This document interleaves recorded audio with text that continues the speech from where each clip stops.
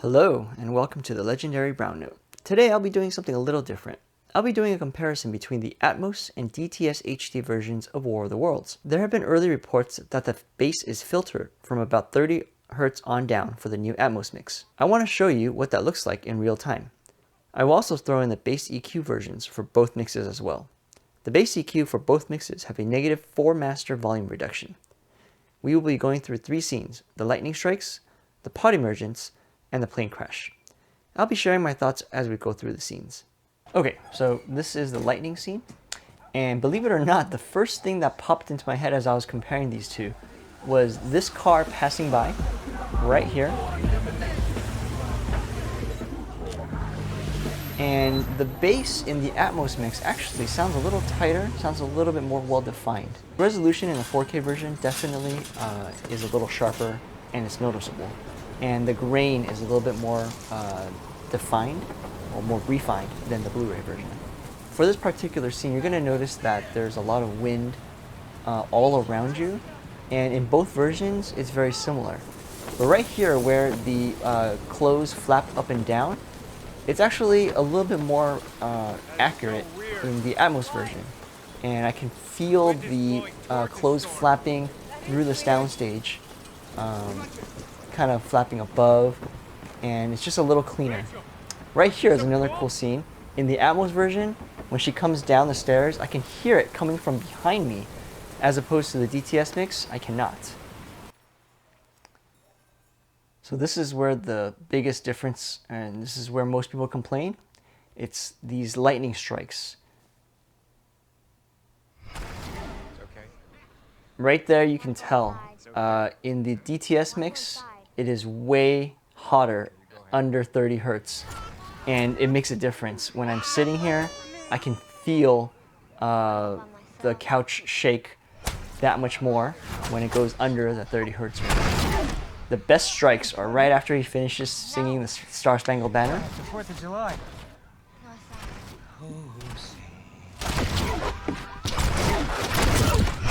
So those 4 strikes are like downright vicious.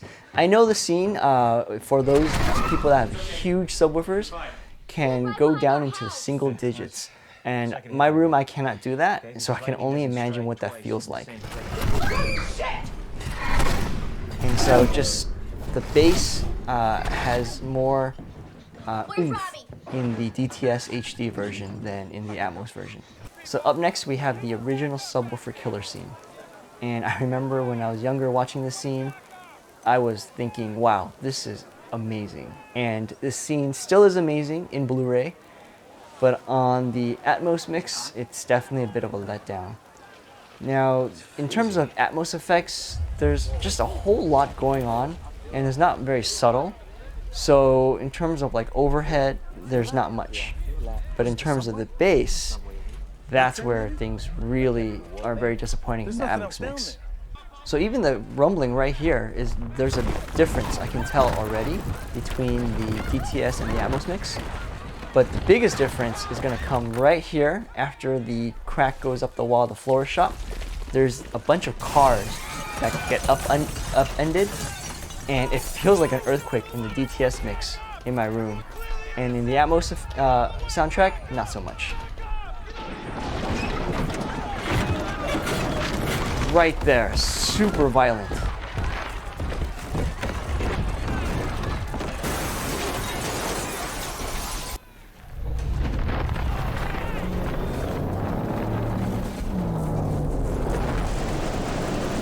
This sinkhole has a lot more punch in the DTS version as well.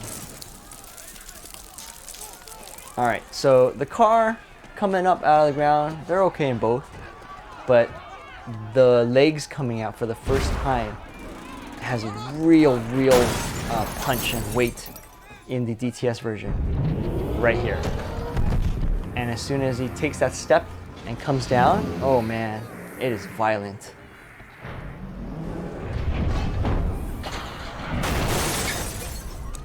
Right there.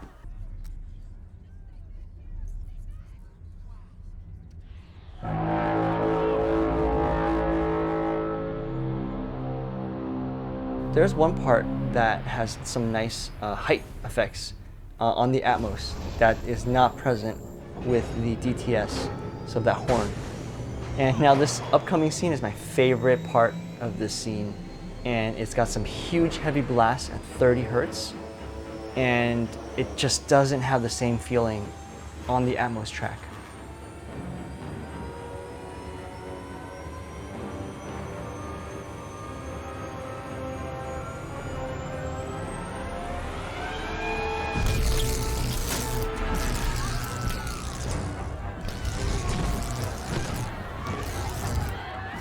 Each of these blasts just vibrates the couch. It's definitely something you need to feel and hear.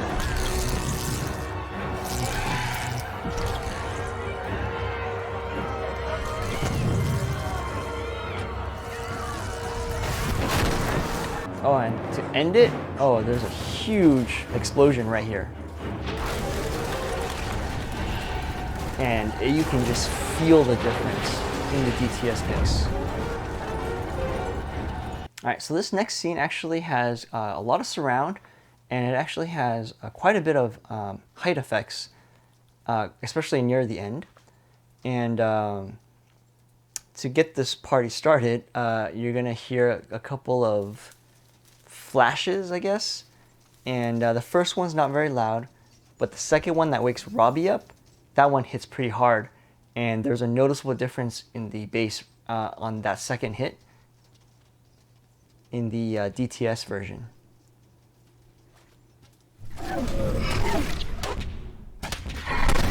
Right there.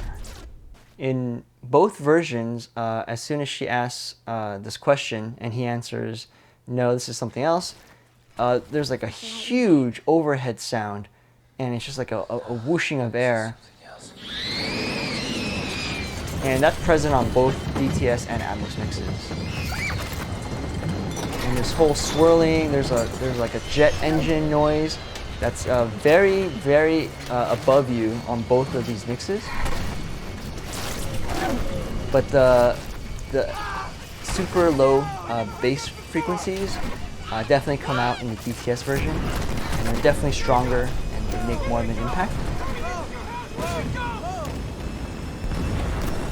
One of the cool things about the Atmos track is at the end right here, as soon as he grabs a gun and goes into the room, there's tons of overhead effects. There's like metal groaning and just things that are, you know, top left, top right, just above. And right here, the effects are not present in the DTS mix. So oddly enough, when she says, "Are we still alive?" In the Atmos, it almost sounds like her voice is higher in the soundstage than in the DTS mix. I'm not sure if the mixers intended for that to happen. So what are my conclusions about this? I think if you have some really, really big subwoofers that can handle full range soundtracks that can go all the way down to 10 hertz or even lower with authority, you definitely are missing something by playing the Atmos track. And even with BassEQ, it's not quite the same. You just don't get the same infrasonics that you do get with the DTS. Now, if you have a system that's like a home theater in a box, soundbar, or maybe you have a 10-inch subwoofer, then maybe the Atmos track is the way to go. I think there's definitely some nuances to the Atmos track. It's a little cleaner, it's a little tighter at places, and you definitely get a more well-defined overhead and spatial effects. And of course, you also get the Dolby Vision 4K resolution, so the color grading and just the details are just a little bit better than the Blu-ray.